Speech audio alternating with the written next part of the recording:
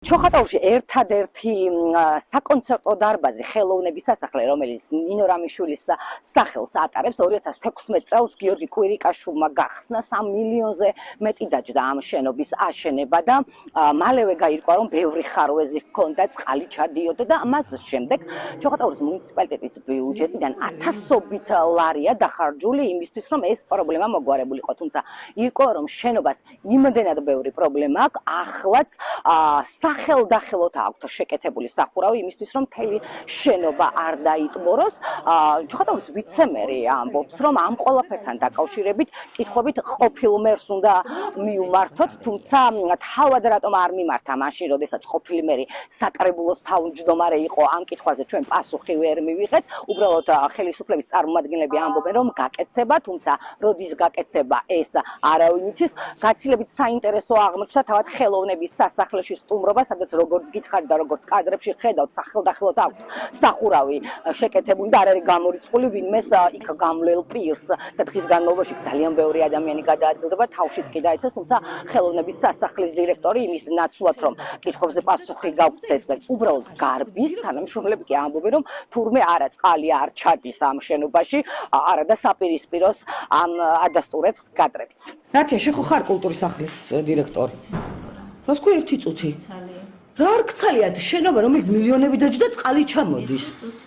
უნდა იმესიჯოთ? პრობლემა არ არის, რომ ამდენი მილიონია შენობაზე დახარჯული და წყალი ჩამოდის და ერთი წუთია ფასი. დირექტორი თქვენ ხო ხართ? დიხანე თანკორად ჩამოდის. არ იცით?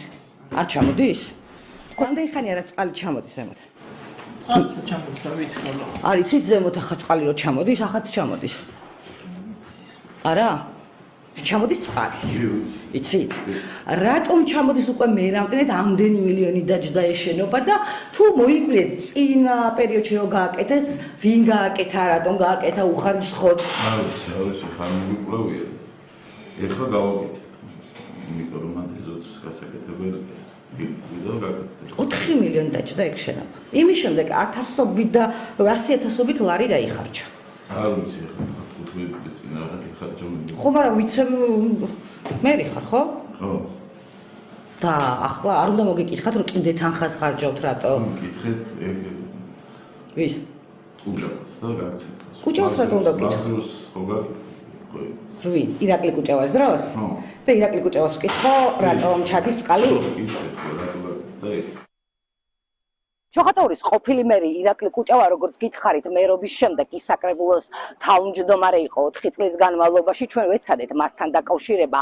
გამომდინარე იქიდან, რომ ვიცემერმა ისრები სწორედ მისკენ მიმართა, თუმცა მან ჩვენ სატელეფონო ზარებს არ უპასუხა. ოპოზიცია ამბობს, რომ ეს ყველაფერი ადასტურებს იმას კიდევ ერთხელ, რომ ათასობით ლარი, მილიონობით ლარი იხარჯება სახელმწიფო ბიუჯეტიდან, თუმცა შედეგად ვიღებთ იმას, რომ შენობების უმრავლესობა დაზიანებულია, ან რეაბილიტაცია ვერ ხდება და ამაზე ამ დრომდე სხვათა შორის პასუხს არავინ იღებს. როგორც წესი, გვაქვს დოკუმენტაცია, სადაც შავით წერია, რომ გამოიყო მილიონები, მაგრამ შემდეგ ვეღარ უპოულობთ, სად მიდის ეს მილიონები.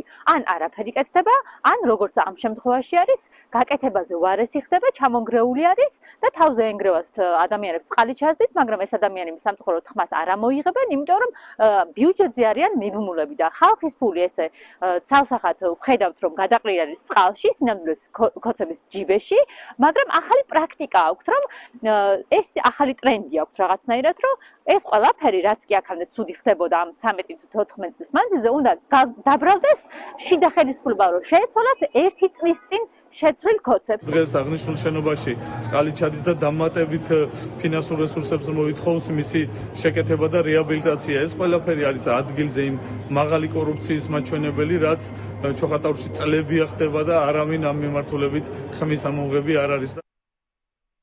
აი ეს არის რეალობა, რომელიც ამ ეტაპისთვის ჩოხატაურის მუნიციპალიტეტში დგას, ხელოვნების სასახლეში წყალი ჩადის.